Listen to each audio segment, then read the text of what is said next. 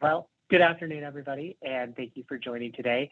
I am the director of the financial consultants at TIAA, and the reason why one of my consultants isn't delivering this presentation is because they are busy meeting with employees just like you. So if any of you have outstanding questions after today's session, please schedule a one-on-one session with one of my employees, either Jason or David.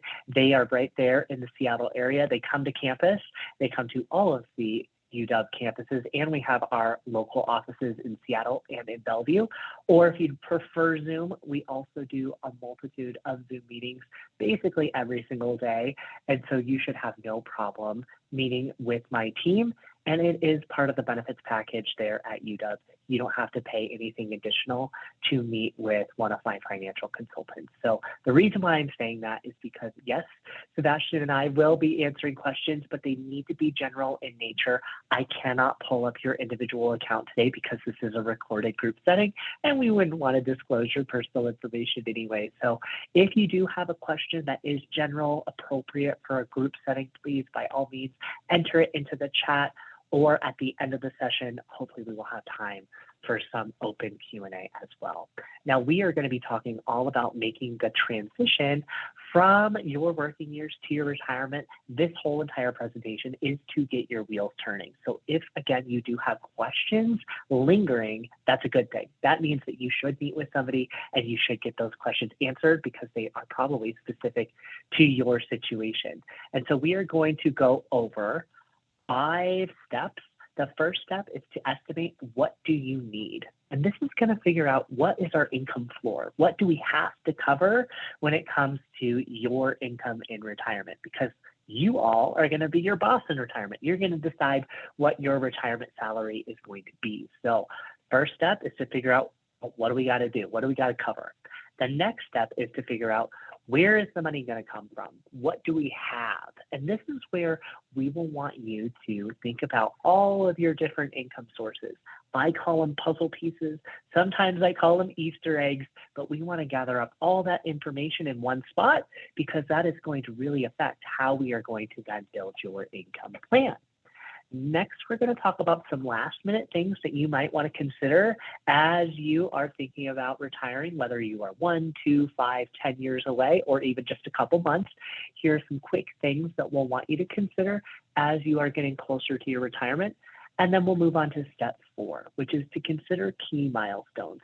And these are going to be important ages that you'll want to circle or memorize or jot down when it comes to your retirement. So when are you eligible for Social Security? When are you eligible for Medicare? When's the oldest you can be to start a lifetime income stream? We'll go over those. And then step number 5 is to protect our savings. Not only should you continue to update your investments, stay active in your profile, but also think about the ways that you want to make sure that your retirement is working for you. So 5, 10, 15 years down the road, if something changes, we can be flexible, nimble, and make those changes to maximize all of your savings. So let's go ahead and start talking about step number 1. Now we're going to spend quite some time in step number 1. And again, this whole step and this whole presentation is to get your wheels turning about your situation. So when we are thinking about retirement, oftentimes a lot of individuals have no idea what their end goal is. Oh, I think I need $1 million saved up or something like that. Well, at TIAA, generally speaking, we think that you should try to shoot for 70 to 100% of your current income as your goal. Now, if you've never met with a financial consultant, this is one of the key things that we will discuss with you if you're still a few years out from retirement. We can dial down to a dollar amount if you are on track to meet your goal. So if you want to say, yep, 70% of my current income sounds great, wonderful. But if you have a more specific number, or maybe you want 120% of your income or 150% of your income, we can plan accordingly. And we can tell you, again, some key things that you might want to do to get on track. Now, if you know that you're on track and you know what your goal is, wonderful. Now, when we are starting to build our vision or our plan for retirement, of course, we want to start with our loved ones. Who is going to spend retirement with you? Is it a spouse, a partner, a special someone, if they are going to spend retirement with you, and if you are planning together, please include them in the conversation. Even if you do want to keep your finances separate, I still think it's really important that they know what your goals, your wishes, and your wants are. That way, if something were to happen to you, they can carry on your legacy. So if anything, please bring them in so that they feel like they're a part of the conversation. Or again, if they are planning with you together financially, definitely include them and also start to include their information as well. The next thing that we'll want to consider is, are you going to work in retirement? Are you going to continue working part-time at the University of Washington? Or maybe you're going to pick up something else that you'd like to do, maybe to just keep your mind sharp. That is wonderful. And we can leverage that extra income in a multitude of different ways, whether it's just a slush fund for a fund spending account, or if we do need to rely on that income to help sustain us in retirement. We will want to know those answers. We'll also want to know, well, when do we expect to actually hang up the hat? When are we going to finally retire for once and for all? That is something we'll also want to consider in case we do need to backfill that income that you were earning from another source.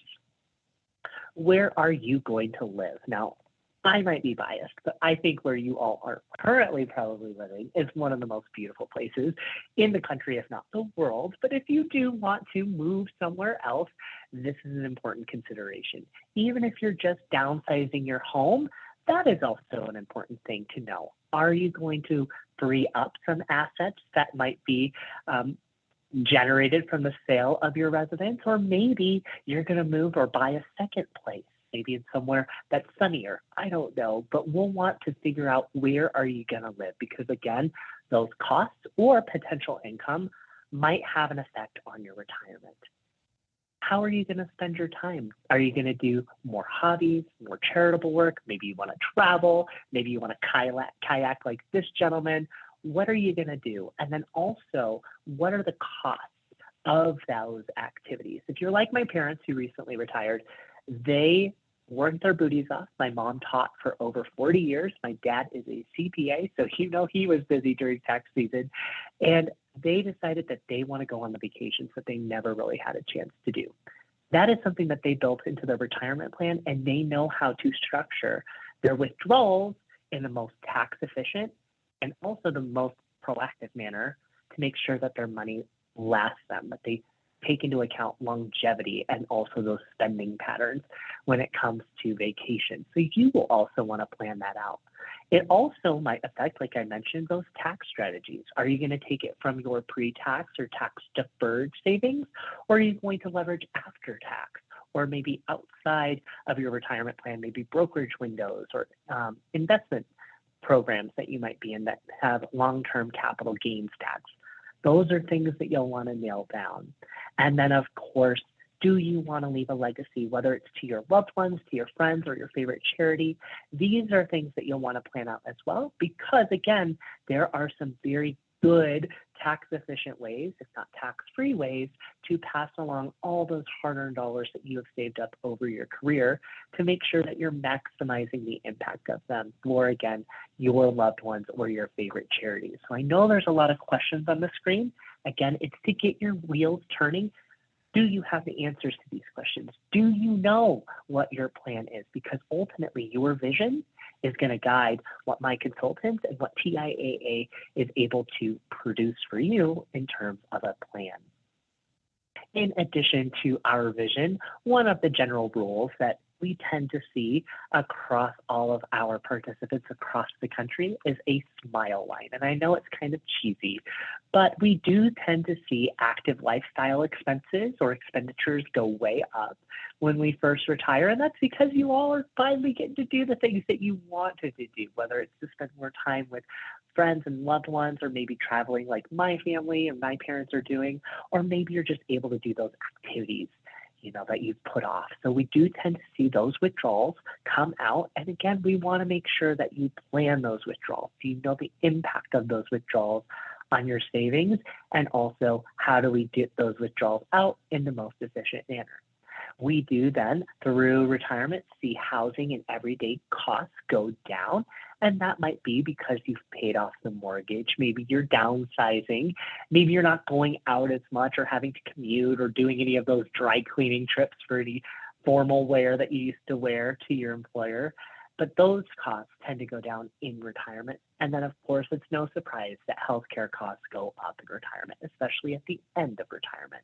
Now, I know the state of Washington is a little bit individual when it comes to long-term care and the wonderful benefits that you all have in the state of Washington, but that's something that you'll want to plan. If you do need assistance later in life, whether it's an assisted living or someone that comes to your home or maybe a facility, you'll want to build in those costs or the cost of the premiums into your planning. This is not something that you want to tackle in retirement or when you need it. You want to plan before. That way you anticipate the cost and you build it into your holistic plan. Now, I just mentioned health.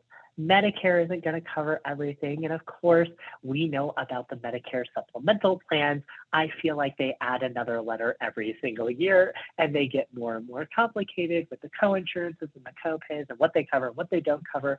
But it is a really good thing to go to medicare.gov if you are not sure, if you're just starting to discover the different supplemental plans or the different benefits available to you. And there's also a number of different organizations that can help you as well. Try to figure out what is the right coverage for you and what you should elect for your health in retirement. Now at TIAA, we can help you pay for Medicare, but we can't help you make that decision on what you would like to have covered or what supplemental plan.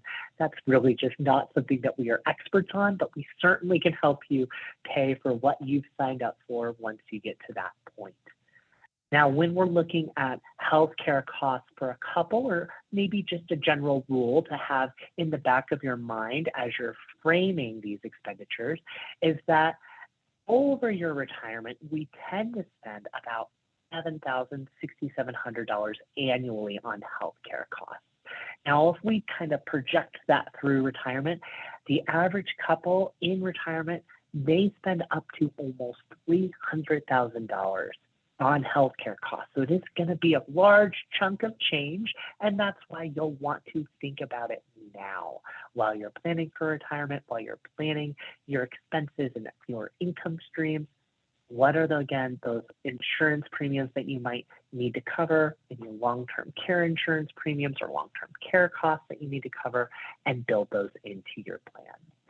Now, I always mention long-term care because it is something that you do not want to get caught on or your family needs to get caught on down the road. You definitely want to anticipate the costs as well as kind of the, emotional costs that it might also cause you or your loved ones. If you are planning on leveraging your family and your loved ones to help care for you, obviously you'll want to talk to them about that and the strain that might put on them. But also if you are thinking about a facility, it is wild how the exact same facility, if they have two locations, one in this zip code and one in the other zip code, they can vary drastically in price. So do your shopping early, find out where you might want to be or how you might want to be taken care of in your older years, and make sure you plan for that and discuss it with your loved ones. Now, taxes do still apply to your funds. I know you can't run away from taxes, death and taxes, right? And so when you are starting to build your income plan, you'll want to take into account taxes. Social Security is taxable up to 85% of the benefits. Any pension income, that is also going to be taxable. And then any pre-tax retirement savings is going to be taxable when you take the money out. As you've been saving in your working years, anything in your mandatory retirement plan at the University of Washington, that is pre-tax. So that wonderful match that you get from UW, it's pre-tax. And so you have written Uncle Sam an IOU. You are going to pay off your IOU when you take the money out. Now, if you have the VIP and you have Roth savings, you don't have to worry about that because it is post-tax. You've already paid the taxes on it, and as long as you are 59 and a half and the Roth is 5 years old, meaning the first dollar going into your VIP or your Roth IRA happened over 5 years ago, you're good to go and you will get tax-free income. Wonderful.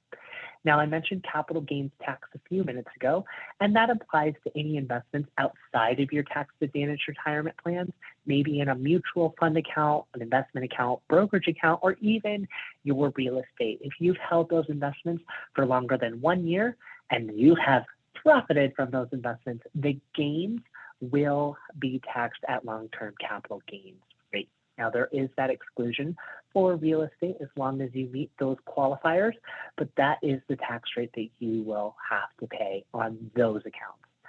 This is something that you will want to discuss with a tax professional. How are your savings going to be taxed? And if, again, you are going to be like my parents and take vacation, how might those large withdrawals affect your income taxes in the year that you take them? You want to plan it because those withdrawals might boost you into the next tax bracket, which means you'll want to withhold more taxes when you take the withdrawals. Nobody wants to get a big 1099 at the end of the year, and when you're paying your taxes, have a big O in April. So definitely plan that one out. If you need help figuring out a tax efficient strategy to take your funds out, meet with a tax professional and also meet with us. We can help you out with that as well. Now, how long will retirement last for you? Well, on average, the U.S. life expectancy is 84 and 87. Now, for all of you, because you work at the University of Washington, and generally speaking, based on our actuarial tables, you all live on average 2 years longer than the average U.S. American. So you could tack on a couple of years on average because you all work for a non-for-profit or an education institution. So that is wonderful, but you need to take that into account. Nobody wants to run out of money in retirement. Gosh, no. And so if you are an individual that is expecting longevity in your situation, or if your family has a history of longevity, you'll want to take this into account. Do you have enough lifetime income to not even have to worry about this? Wild stat is that 46%, almost half of couples will have at least one person living past the age of 95. So we definitely want to make sure that every individual has enough income coming in for life, that longevity is not an issue. Now, we talked about what do you need? What do you need? And that is your income floor. So again, think about your vision. Who are you spending it with? What are you doing? How are you going to live? Where are you going to live? What are those healthcare costs? And start building your budget. The closer you are to retirement, the more you want to have that budget dialed in. Now, there is no ticking time bomb. You don't have to have all of the answers on the day of your retirement, the year of your retirement, the decade of your retirement. But we will want to dial that in to make sure that we maximize those dollars. If you don't know, or if you're not planning, you're not going to maximize your dollars, and you might be withdrawing them in an inefficient manner. Now, we're going to move on to step number 2. Where's the money going to come from? And so we have our 3 major sources of retirement income. The first one and the biggest portion of our pie is going to come from lifetime income sources. These are guaranteed checks to come in the mail or be deposited into your bank account for as long as you live. We love lifetime income. The other sources, or the different puzzle pieces, or Easter eggs, as I sometimes call them, are your other monthly income sources. So if you are someone that is going to receive rental income, or maybe you get dividend income from your investments, or child support, or alimony, you'll want to make sure that you have that information on hand, because that's going to affect how we start to build your income plan. And then, of course, we want to make sure that you still have flexibility in retirement, and that's where we're going to have all of your mutual funds in your retirement plans or your cash accounts or your CDs or your emergency fund. We will want to make sure that still stays nice and healthy in retirement because things still happen, right? You still might have to replace the water heater or maybe something fun you want to go surprise and fly out to see the family when a grandbaby's born. I don't know, but things still happen in retirement and you'll want to be able to call us up or leverage those assets whenever you need. I'm going to check the Q&A real quick. And I have some questions in there, but I'm going to address those questions near the end. I just wanted to do a quick temperature check. Now, we are going to talk first about our lifetime income, or our biggest portion of our income plan. We would love to see at least 2/3 of your income come from lifetime sources. Now, what I'd like to say, or what I tend to tell clients, and my people tend to tell clients, is that you have guaranteed essential bills, things that you know you're going to have to pay for the rest of your life. Food, clothing, transportation, utilities, the things that you know, I got to pay for that or I'm not going to survive.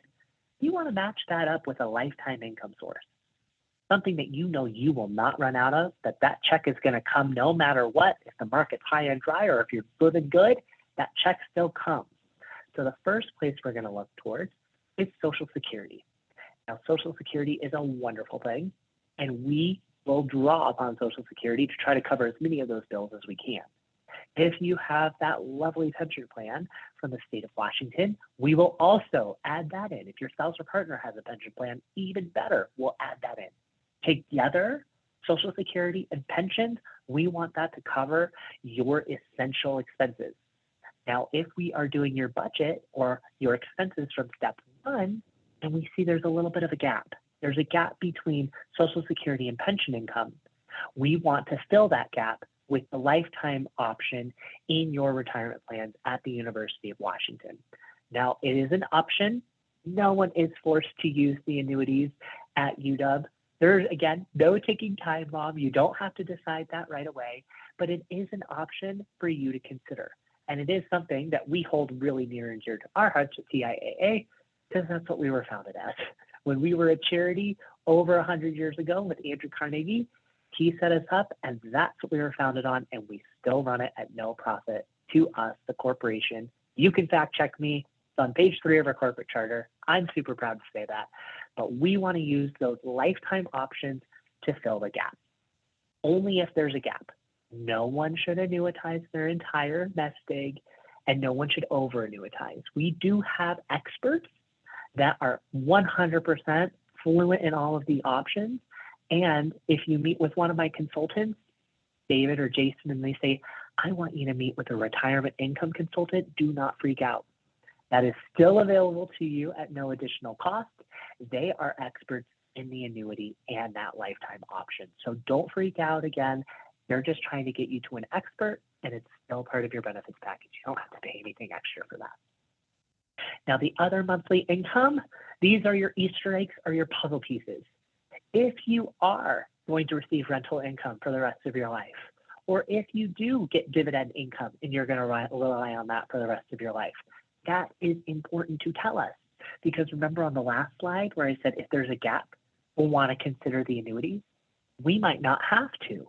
We might have other income sources that we can rely on for the rest of your life. So that's why it's so important to bring in your puzzle pieces, because if we don't have them, we don't have the full picture, we might advise you in a different way than if we did have all of the information. So the more information you can bring, the better, because it will customize and tailor what we are going to advise you to do. Now, the last thing is, of course, to keep that flexibility in our retirement plan.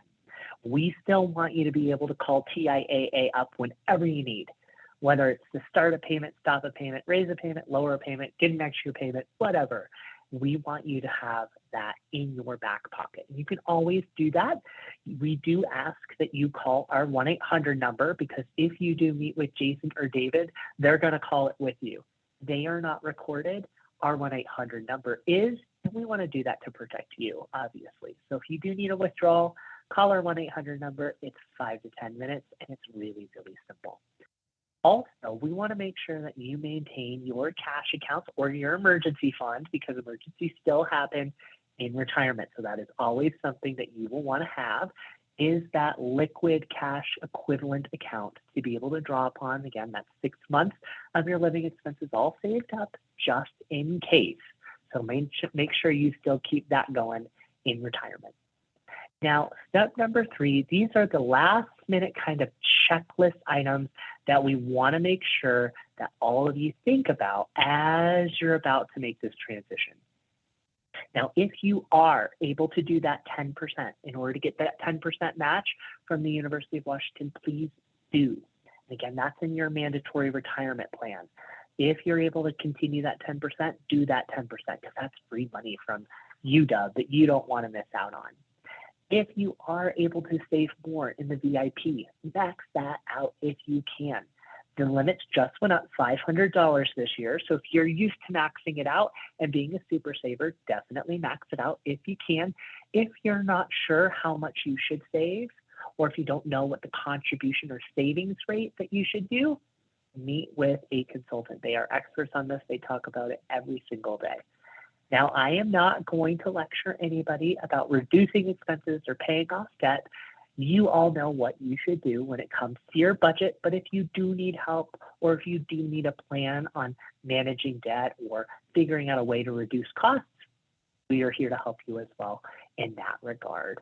Of course, we can always delay retirement or change things, but that is the last case resort. And hopefully you've met with us before retirement and you know that you are on track and ready to go. Now, step 4 are our key milestones. And I'm going to start off with the first one, which is 59.5. Now, I know that the U.S. government does a lot of things. They passed Secure Act 1.0 and Secure Act 2.0, and it's bipartisan. But why they can't update that to 60, I don't know. But 59.5 is a magical number. And this is the number where you can start drawing upon your tax advantage retirement plans. That's a fancy way of saying your retirement at UW or any 401ks or any IRAs that you might have. You can finally touch them without that tax penalty. Now, if you are under the age of 59.5 and you want to retire, you can, but you will have a 10% tax penalty if you start that income early. So definitely take that into account. Maybe we have other ways, those puzzle pieces, those Easter eggs where we can pay for retirement for those couple of years before you're 59.5. Shut those off and turn on the other income streams. But that's a really good reason to meet with a consultant so we can talk about your different options to bridge the gap. But 59.5 is kind of like the start or the go line so you don't incur any tax penalties. And next ages relate to Social Security. Now you can draw upon Social Security or start your checks as early as 62. Now, if you do decide to claim early or at 62, it will be for a reduced benefit. It's about 1/3 of what you would receive if you wait until 70. Now, every month that you wait, you say, I'm not going to start it yet, it's going to grow. Your check's going to get a little bigger. Now, the Social Security Administration considers you fully retired, or you should be retired, by your full retirement age based on your birth year. So either 66 or 67 is your full retirement age. Most individuals draw Social Security at 64. So if you don't make it until these ages, that's okay. You don't have to punish yourself. And then finally, if you're able to wait or you don't need the income until age 70, that is when you receive the maximum benefit, the largest check that you could possibly receive. Now, you do not have to draw Social Security at 70, but most individuals do because you're going to be missing out on what you paid into. So that is an option. Again, if you are not sure when to take Social Security, whether it's 70 or 66 or 67, you can meet with us. We can help maximize how you should draw upon Social Security. You can also go to ssa.gov and play around with their calculators. I have spent several hours playing it around with it for myself. I know I've got a few years, but it's still fun to play around with it. But that is something that you'll want to consider. If you want to draw upon a spousal benefit or an ex-spouse's benefit, that's something to think about as well. Now, 65, this is when you are eligible for Medicare. Now, you do need to meet with Medicare within 3 months of your 65th birthday. Even if you have no plans on utilizing Medicare, you still need to meet with them. That way they don't get all mad at you. So meet with them, cross the box, but you are eligible for Medicare at 65. Again, if you want to retire early and you don't have a plan or you need coverage before 65, we want to think about an income stream to cover for those premiums until, again, you are eligible for Medicare. So think about that as well for your situation. And then 73. This is one where I'm going to spend some time. 73 is a very special year. Remember when I said that your tax deferred or your pre-tax savings are like an IOU?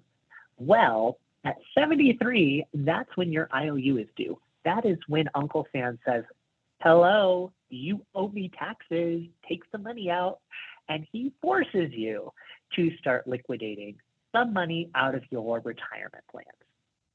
Now, if you say, no, I am not going to take out that amount, you are going to be charged or assessed a 25% penalty on that amount. Now, that amount is called a required minimum distribution, RMD. And each account or each bucket that you may have has its own separate RMD. So if you have the RP with UW, that's one RMD. If you have the VIP, that's another RMD. If you have an IRA, that's another RMD. If you have an old account from another institution, that's another RMD. So you want to make sure that you are drawing upon enough to satisfy all of those RMDs. Now, there is a big asterisk or loophole with the RMD. If you are still working at the University of Washington and you are earning $1 of taxable income, so if you're part-time or minuscule time where you're earning just $1 of income, you are exempt from RMDs with your University of Washington plan. So as long as you are working and earning something from the University of Washington, your University of Washington plans or accounts are off limits. You don't have to take your RMD. Everything outside of the University of Washington or your employer is subject to RMD. So those IRAs or the old retirement plans, you will still need to satisfy the RMDs. If you retire halfway through the year, maybe this year, you still need to take out your RMDs for 2024, even if it is halfway through the year, even if it's in November. So think about the planning. Now, we will send you lots of notifications, lots of mail in the mail, lots of email to let you know your RMDs are coming up. Call us. Make sure that you know you're taking out enough. We can set up a payment plan. We can make sure that you're satisfying it. But generally speaking, if you are using your savings to live off of, chances are you're going to satisfy your RMDs, no problem. They're about 4% of the total account value per year. Most individuals, they live by the 4% rule, and that's 4% per month. You should be okay if, again, you're drawing upon your retirement assets for income, you're going to be A-okay. But it is something that you will want to make sure that you're covering, because 25% taxes as just a penalty, not worth it. Now, the last age is age 90, and that is when you can no longer turn on your lifetime income or start your annuity. And the reason why is that according to our actuarial tables a couple slides ago, you should already be dead. So that's why age 90 is kind of the deadline for you to start lifetime income. Now, anytime between 90 and when you decide to retire, that's your decision-making time. You don't have to do it the day you retire, the year you retire, just as long as you know what you want to do by age 90. Now, let's talk about protecting your savings, which is our last step. Now, in your accumulation years, couldn't get that one out, your working years, you are saving your money, you're investing your money, you're trying to build up that nest egg as big as possible as you can to meet your goals. And so, generally speaking, early in your career, you have higher risk investments like stock and real estate. And later in your career, we start to transition over to a more conservative portfolio. Now, this might not be one size fits all. And that's why it's really important to meet with a consultant or meet with an advisor to make sure that you know how to maximize your investments, not only today, but also into retirement. For instance, if you have that wonderful pension plan from Washington and you have that guaranteed income and you've earmarked your VIP as a legacy for your loved ones or your charities or whatnot, not for you, we might be able to be more aggressive with your investments. The time horizon isn't until after you pass away. That might be 40, 50 years maybe from now. And so, we can adjust your investments based upon your situation, but we won't know that unless we have a really good conversation with you and you bring in those puzzle pieces. But we can give you fund level advice for your situation. So we can tell you down to a percentage which funds you might want to consider being invested in to maximize your savings and maximize your goals. Now, when you are thinking about retirement, of course, you can consolidate everything into your University of Washington plan, whether it's to avoid RMDs because you're still working, or maybe you just want one stop to log in or change your investments or withdraw things. That's wonderful. But I want to say that if you do want to do any sort of rollover in or out of your retirement plan at the University of Washington, please meet with us. And the reason being is if you do want to come and put everything into your VIP or into your Washington plans, we want to make sure that it's in your best interest. So we do an analysis based upon where the money currently is, and the University of Washington plan will look at management fees, operational fees, investment performance, investment availability, and we are going to give you the pros and the cons. We're going to say this are the differences between the two plans. Do you want to move forward? And the reason why we want to do that, again, is because you need to make an informed decision. Yes, it might be easier to manage, and yes, it might be easier to do the RMDs, but it might come at a cost that you had no idea until you got the analysis. So definitely meet with a consultant so you can get that information and you can make that decision based on your best interest. If you decide to move forward, you're like, yeah, that sounds great. We will do all of the legwork. We will help you with the forms. We'll have an entire team call the other carrier, move everything together. You don't have to worry about it. That is a nice concierge white glove experience that we want to give to all of you. So anything that has to do with a consolidation or a rollover in or out, please meet with us first. One, we want to make sure you have the info, but two, we don't want you to have to do any of the legwork. That's on us. So let us do that for you. Now, I talked about a lot of steps, and I'm going to summarize them briefly right here. In step number one, this is when you need to start thinking about your target or your retirement budget. What are the essentials that we are going to have to cover? What are the vacations that we want to plan? How are we going to withdraw those funds? Think about your vision. Once you have your budget or your vision, we can leverage that and start building a plan. Step number two is to estimate where is the money going to come from. Is it going to come from your RP or VIP? Is it going to come from your IRA? Is it going to come from pension or Social Security? Gather up those Easter eggs. If you need to put them literally in a shoebox and throw the box on the table, fine. We can take that and we can build a holistic income plan for you. Also, do not be scared if we refer you to an expert, whether it's an advisor or a retirement income consultant. If you are meeting with someone from TIAA, there's no additional cost. We just want to get you in front of the expert that can provide you the level of service that you need. And every single individual might have a different level that they need. Adjust as needed. Max out your plans while you can. Max out those IRAs. Try to cut down on any expenses or maybe pay off the mortgage. And if you need help with anything, please reach out to us. We're available to you, part of the benefits package. Those key milestones, 59 and a half, 62, 65, 66, 67, 70, 73, and 90. Those dates should have some importance to you, but if they don't, please review them and watch the video and make sure that you know, when am I going to draw Social Security? Am I going to sign up for Medicare at 65, or do I need coverage before then? And then step 5 is to protect your savings. Now, there is a little bit of a misconception about meeting with TIAA. Some individuals think, oh, if I retire, I can't meet with you guys. That's not true. You can always meet with us at no cost. So even if you retire, or even if you switch jobs and go to a different institution, you can always meet with TIAA at no cost to you. Another cool thing is, if something were to happen and you pass away, your beneficiaries can meet with us.